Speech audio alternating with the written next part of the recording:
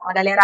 Júlia aqui pra gente continuar com a nossa sequência de vídeo-aula, né? Falando sobre modelos. Então, eu acho que para finalizar o modelo quântico, eu preciso dessa aula mais uma. Acho que a equação de Schrödinger vale uma aula só. Depois uma aula só para o orbital atômico. A gente encerra o modelo e eu já emendo numa aula sobre a distribuição eletrônica e aquilo, né? Não sei se eu boto junto nessa playlist ou se eu faço em outra. Vou decidir isso ainda, mas é dentro desse material. Mas vamos lá, sem enrolação, falar sobre a equação de Schrödinger, né? E aqui eu botei um subtítulo, uma função de onda para o elétron. Então, o que a gente viu, basicamente, na última aula? Só para a gente dar aqui uma relembrada, deixa eu botar aqui uma caneta de branco. Né? Esse aqui é um núcleo do átomo, ele está fazendo essa trajetória, que aqui eu até comentei com vocês, né, que é elíptica, mas imagina que fosse circular. A gente viu que o Bohr faz no modelo dele, é quantizar o modelo angular, e a partir disso ele descobre o raio, né, ou seja, a distância que o elétron pode estar do núcleo, e aí isso é quantizada, né, que ele vai chamar de níveis de energia, 1, 2, 3, né, e assim por diante. A partir disso, ele descobre a velocidade em cada nível, e a partir disso ele descobre a energia de cada nível. Então, aqui no primeiro raio, raio 1, representa um nível 1, que tem uma energia. A gente viu que isso mudou de átomo para átomo, de camada para camada. Qual é o problema? A gente viu, eu estou pegando aqui no telefone, não sei nem se vai desfocar aqui o meu removedor de fundo, mas é só porque na última aula eu escrevi o princípio da incerteza, a fórmula, e eu tinha... é maior, então na última aula eu fiquei trocando. Só que a gente viu que a partir do experimento de difração do elétron, duas coisas, né? Primeiro, o elétron é uma onda, se comporta como uma onda. E segundo, né, que eu não tenho como saber com exatidão a posição, então esse ΔX é a posição e o momento de um elétron. E aí esse delta a gente vai chamar aqui de incerteza. Ou seja, a incerteza no momento vezes a incerteza na posição, por obrigação, tem que ser maior ou igual à constante de Planck cortada sobre 2. Isso aqui é um parâmetro quântico, tá? O que acontece então? No modelo de Bohr, a gente sabe com certeza a posição, porque eu tenho a distância, e também vamos saber esse momento com certeza, porque eu falei que esse momento vai ser para a gente simplificado como velocidade, e como nós vimos, velocidade está relacionada com energia. Então, ele sabe as duas coisas com certeza, só que para sistemas, fenômenos, partículas microscópicas, que é o caso de um elétron, né, o sistema atômico é microscópico, está errado. Por quê? Como ele tem certeza na posição, a incerteza na posição vai ser baixa. Se a incerteza na posição é baixa, por automático, a incerteza, né, nessa velocidade, nesse momento, nessa energia, tem que ser a maior possível, para poder você manter essa inexatidão aqui. Então, a gente tem um problema conceitual muito grave no modelo de Bohr, porque o princípio da incerteza é comprovado. O experimento de difração do elétron, por exemplo, além de provar que o elétron é uma onda, ele corrobora com esse princípio aqui proposto pelo Heisenberg, tá? Então, são relembrar algumas coisinhas da última aula bem leve, né? E aí vão surgir três coisas pra gente pensar. Como saber o raio de uma órbita se esta depende da posição? Porque eu não tenho certeza da posição. Então, como é que eu vou saber o raio da órbita? Só se eu assumir que eu não sei a energia, barra velocidade. E aqui, né, como saber a energia ou a velocidade se essa depende da posição? Então, assim, eu tenho problemas conceituais no modelo de Bohr. E o terceiro é, se toda onda tem uma função matemática, qual função vai descrever a onda do elétron? E aí, isso é uma coisa bem legal, que vem da física também e da matemática. A gente sabe como é a função, né? A gente tem aqui um f de x, uma função de x. Vou botar aqui a função mais básica, uma função de primeiro grau, a x mais b. Eu insiro aqui um x, multiplico por a e somo por b, ou seja, eu faço alguma coisa com esse x, e obtenho aqui esse f de x. Então, eu gosto de imaginar, né, que a função é como se ela fosse uma máquina. Talvez se eu tivesse aprendido assim no ensino médio, não funcionaria muito. Eu tenho aqui um x, eu jogo ele dentro dessa máquina. O que essa máquina faz? Nesse caso, ela multiplica o x pelo a e soma com o b. E no final disso vai me sair um f de x. É isso. E aí eu tenho coisas neste sentido que descrevem uma onda. Só que aí essas funções, né, que descrevem uma onda são funções nós chamamos de senoides, né? Porque elas envolvem seno, mas eu tenho funções que vão descrever uma onda. Lembrando, né, que uma onda aqui eu posso ver várias coisas, né? Como, por exemplo, comprimento de onda, frequência e assim por diante. Então, tem funções que descrevem o comportamento de uma onda. Se o elétron é uma onda, deve ter uma função que escreva essa onda de elétrons. Quem vai chegar nessa função de onda para o elétron é esse físico, um físico bem importante para a época, chamado Erwin, não sei nem pronunciar direito o nome dele, Erwin, e o segundo também não ajuda, né? Schrödinger, ou Schrödinger, eu falo Schrödinger. Então, o Schrödinger é um físico que vai propor uma equação matemática que vai gerar uma função de onda precedente. Não foi o único a propor, o próprio Heisenberg, no princípio da certeza, também propõe, só que o Heisenberg usa matriz, é matricial, né, a forma que ele tem para descrever essa função de onda do elétron, e aí, por mais que a do Schrödinger seja difícil, a do Heisenberg é pior ainda. Então a gente fica falando do Schrödinger, mas é só uma curiosidade aí histórica para a gente. Então aqui a primeira coisa para a gente saber é que a onda de um elétron é vista como a onda de um violão. E isso nós chamamos de onda estacionária, tá? E aí, por que isso é importante, né? Porque uma onda estacionária só permite certos tipos de vibração. O que ela é estacionária? Porque ela é presa em dois pontos. Vou chamar aqui de ponto A e de ponto B. No violão, essa onda ela é presa, né, em cavaletes. Né? Um lá perto do braço, onde você afina, e um lá embaixo, perto de onde você toca. Então, essa corda fica presa. E aí, quando você toca nela, por ela estar presa, tem uma força de tensão, ela começa a vibrar em formato ondulatório, tipo isso daqui. Só que o que é legal? Ela vibra desse jeito que eu estou mostrando aqui, né? Só que ela vai ter o seu correspondente aqui na parte de baixo, formando aqui esse padrão, né? Como se o meio fosse um zero. Então ela tem uma parte negativa, uma parte positiva. E ela tem partes onde dá zero, que a gente chama de nó. Então, quando eu vejo uma corda de violão vibrar, a vibração é justamente em cima e embaixo. Em cima e embaixo. E aí, quando eu fico vendo esse em cima e embaixo várias vezes, eu vejo uma coisa meio trêmula. Assim, em cima e embaixo. Então, quando eu falo que o elétron tem comportamento ondulatório, o que eu queria que vocês imaginassem é que o elétron não é como se ele fosse um pontinho que ele está formando onda. O de Broglie, inclusive, cria um modelo meio que nesse sentido, que o elétron estaria fazendo esse movimento ondulatório ao redor do núcleo. Mas é uma coisa um pouquinho mais sofisticada do que isso. É você imaginar que o elétron, na verdade, ele não é um ponto. Ele está vibrando dentro desse espaço confinado, dessa onda. Por isso que a gente chama de onda estacionária. Ele está preso dentro do espaço, essa onda de elétron. E aí, ele é a onda. O elétron ele é essa vibração. Tá? E aí, por que isso é importante? Porque muitas vezes vamos ver falando sobre nuvem de elétron, ou nuvem eletrônica. De onde vem esse conceito de nuvem? Uma nuvem é uma coisa meio disforme, que ocupa um espaço. O elétron é como se fosse isso. Ele é uma vibração que ocupa um espaço. E o que eu quero saber, com essa equação de Schrödinger, são coisas a respeito dessa vibração, são coisas a respeito dessa onda. Aqui eu botei uma onda com 3 nós, mas ele poderia vibrar de uma maneira que não tivesse nó nenhum, uma onda grandona assim, ou que tivesse 2 nós, ou que tivesse 10 nós. A equação de Schrödinger, ela se preocupa com esse tipo de coisa, está vibrando muito, está vibrando pouco, né? E, enfim, mas eu queria que vocês tivessem essa imagem de elétron, essa coisa vibrante, que ocupa um espaço, e não uma partícula. Quando eu tiver que falar de elétron como partícula, eu falarei. Mas daqui em diante a gente vai ver mais o elétron com essa imagem de onda. Beleza? Quando a gente teve aula de grandeza e semelhança atômica, né, o cádmio, o ânion, perdendo e ganhando um elétron, é um exemplo de imaginar um elétron como partícula. Então tem hora que eu vou ter que imaginar um elétron como um pontinho. Ele é dual, ele tem as duas características. Mas vai ter hora que eu vou ter que imaginar esse elétron como uma onda. E quando eu tiver que imaginar o elétron como uma onda, eu queria que vocês imaginassem dessa maneira, ó, vibratória, que eu estou tentando explicar para vocês, tá? E aí, a equação de Schrödinger, quando a gente resolve ela, então uma conta matemática, só que o resultado não é um número. O resultado é uma função. Então a gente resolve essa equação, resolve essa coisa matemática para obter uma função. E essa função, chamada função de onda, né, que é uma função matemática, f de x é igual a seno de sei lá o quê, vai descrever esse elétron. Tá, mas descreve de qual maneira?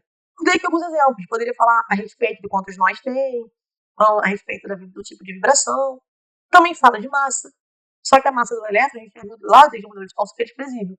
Então é um fator pra gente que, eu não vou querer resolver a equação de Schrödinger pensando em massa. Ela poderia, ela me dá essa informação.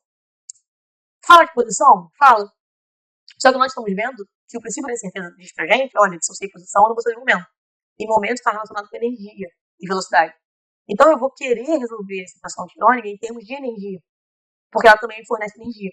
Qual é a consequência disso? Eu já vou explicar tudo que tá ali, Mas se eu resolvo ela em termos de energia, que é o que eu vou fazer com vocês, eu automaticamente, então, segundo a própria equação, vou assumir que eu não sei mais posição de elétron.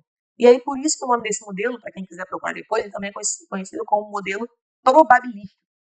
Porque eu, a partir de agora, tendo certeza das energias do elétron a partir da resolução da equação de Schrödinger, né, obtendo uma função de onda, função matemática que me dê valor de energia, eu sou obrigada a assumir que eu não sei mais a posição desse elétron. E aí não é que eu fique no escuro, mas é que eu tenho que trabalhar com probabilidade. Existe maior chance de eu achar um elétron a uma dada distância do núcleo, ou existe menor chance de eu achar um elétron a uma dada distância do núcleo. A única certeza que eu tenho é que não tem elétron no núcleo, senão é o colapso do átomo. É a única coisa que eu sei. Então vamos dar uma olhada numa das formas da equação de Schrödinger. Antes disso, vou botar uma que eu gosto também, que é essa aqui, ó, é uma das mais simples possíveis, inclusive ela é bem legal para tatuagem. HPC, que é esse símbolo, é igual a EPC, que é este símbolo. Este símbolo significa psi, que significa função de onda. Então, uma das maneiras de entender a equação de Schrödinger é que ele aplica um operador matemático chamado H, chamado Hamiltoniano. O que é um operador? O operador manda você fazer uma coisa com a função. Manda você tirar a raiz quadrada, manda você multiplicar por 2. No caso do Hamiltoniano, ele manda você fazer várias derivadas parciais na função. Na coisa matemática. E a consequência de você fazer isso é obter essa função de onda em termos de energia. Aqui é uma outra forma de eu ver a função de onda. Aqui o finalzinho tá parecido, tá vendo? É psi, né? Tá parecido. Aqui só que eu abri essa primeira parte. Que é, na verdade, esse Hamiltoniano, além das questões das derivadas, ele trabalha com energia. Então ele tá me dando o seguinte, ele tá calculando para mim a energia cinética e a energia potencial desse elétron para mim. E o resultado disso é obter a energia total relacionada a essa função de onda que descreve o elétron. Então, assim, a resolução da equação de Schrödinger é uma função de onda para a gente, principalmente em termos de energia. Depois, quando eu falar de orbital, eu vou falar sobre a questão da posição. Mas a primeira interpretação que eu queria que vocês tivessem é que essa função, quando eu trabalho dessa maneira, com esse H, que é esse Hamiltoniano, eu vou obter equações matemáticas, funções de onda específicas, para trabalhar com a energia da. Então agora eu tenho com certeza a energia da Terra. O que eu não vou ter com certeza? A posição dele. E aí a gente sabe que toda função, toda equação, né, vai ter um gráfico. E aí nós temos aqui gráficos da função de onda, que é o símbolo psi, está aqui de verde. Observe que a função de onda pode ter valores positivos e negativos. E como eu falei, essa onda ela passa por valores positivos e negativos por causa da vibração. Porém, gente, essa função de onda aqui pra gente normalzinha, a gente fala que ela não vai ter um significado físico. Quer dizer, tem lá os seus valores, são seus números, porém fisicamente qual é a informação que você está me passando? Nenhuma. Quando eu pego essa função de onda e elevo ela ao quadrado, qualquer número ao quadrado é positivo, né? Por isso que a ao quadrado, que é essa linha aqui de vermelho, não tem mais valor negativo. Quando eu boto ela ao quadrado, eu tenho isso aqui, ó, probabilidade de densidade. Júlia, probabilidade de densidade do quê? Então vamos lá. Se isso daqui, né, é o meu eixo y e isso daqui, né, é o meu eixo x, o meu eixo y ou f de x é a densidade de probabilidade eletrônica. E esse meu eixo x é a distância que eu estou do núcleo. Observe que na distância zero não tem densidade de probabilidade eletrônica. O que é essa densidade de probabilidade eletrônica? Vamos falar de probabilidade eletrônica ou probabilidade de elétron. É a chance de você achar um elétron a uma dada distância. Se eu estou nessa distância daqui do núcleo, eu tenho aqui uma chance de achar um elétron. Já se eu estou nessa distância do núcleo, eu tenho uma chance de achar um elétron. Por que tem densidade? Porque eu tenho que lembrar que o átomo e nós somos coisas 3D. A folha mais fina de papel do mundo, chapa de metálica que eu vou ter que usar no modelo dele, é uma chapa 3D. Ela tem volume. E aí, quando eu falo de volume, gente, não faz sentido pensar numa probabilidade em 2D. Ela é 3D. É uma densidade. O átomo vai ter regiões mais densas e menos densas. Regiões onde tem maior chance de ter elétron, mais densas. Regiões com menos chance de ter elétron, menos densas. Então, assim, a essa distância aqui, que eu vou chamar de x1, é uma densidade de probabilidade mais baixa. Então, é uma área do átomo menos densa em elétrons. O volume ali ocupado por elétrons é pequeno. Já na distância aqui, x2, para essa onda de elétrons que estou estudando, aqui é onde eu tenho a maior chance de ter elétron. É a maior densidade, é a área do átomo, aquela onda de elétron, que vai estar mais densa, ou seja, tem mais chance de eu ter ali o elétron, né, em seu padrão vibratório. Então, isso aqui é uma coisa legal, tá? É a densidade, é a função de onda ao quadrado, que me dá, né, a probabilidade de eu achar o elétron a uma dada distância do núcleo. É só isso. E aqui eu botei um textozinho em inglês do livro, de dois livros, que eu uso para preparar esse material, que eu achei legal botar, porque ele fala o seguinte, ó, uma característica crucial, né, da equação 1.2, que é essa daqui, e dos seus análogos em 3 dimensões, aqui eu botei só ela para 2 dimensões, mas como eu falei, o átomo é 3D, então essa equação, na verdade, ela é vista em 3 dimensões, é que apenas algumas soluções são fisicamente aceitas. E essas soluções que são fisicamente aceitas só acontecem para certos valores de energia total. E isso está mostrando que a quântica é inerente aos elétrons. O Bohr insere a quântica de maneira forçada. Ele força a quantização do momento angular. Já na resolução da equação de Schrödinger, a quântica aparece de maneira natural. O Schrödinger não tem que forçar alguma quantização. O Schrödinger não fala para mim, a energia cinética tem que ser múltipla de sei lá o quê. A energia potencial tem que ser múltipla de sei lá o quê. Não. Ele só vai matematicamente e ele percebe que apenas alguns valores de E possuem significado físico. Gente, isso é a quântica surgindo naturalmente. Não sei se vocês percebem. Café com leite 7h30, não vou dormir. Matar. É muito friozinho, tem que tomar um assim. Isso é muito bonito, porque o Schrödinger está mostrando pra gente, está fazendo a quântica se revelar pra gente como uma parte natural da matéria, sem impor nada. Então a gente percebe que quântica é um natural de sistemas microscópicos. Eu estou frisando sistemas microscópicos para vocês não levarem isso para sistemas macro, porque ela para de fazer sentido, tá? E isso aqui só acontece, tá? A quantização, né, então, da energia, quer dizer, então, que o elétron pode possuir apenas alguns valores de energia discreta, ou seja, energia que não varia dentro do átomo. Isso acontece naturalmente, né, a partir da equação de Schrödinger, não há imposição. A única coisa que ele impõe é o que a gente chama de condição de barreira, que é o quê? O fato dessa onda, essa onda do elétron ser uma onda presa. Que são maneiras mais simples de trabalhar essa equação. Quando se estuda quântica mesmo, a gente vai complicando aí essa questão ondulatória, tá? Aqui a gente faz da maneira mais simples possível e quando eu faço isso, a quântica surge de maneira natural. Então, assim, o que eu queria que vocês entendessem praticamente na aula de hoje? Tudo. No mundo perfeito, você vai entender tudo que eu falei. Porém, como eu sei que é bem abstrato e muita coisa, queria que você entendesse o seguinte. Eu tenho uma equação chamada equação de Schrödinger.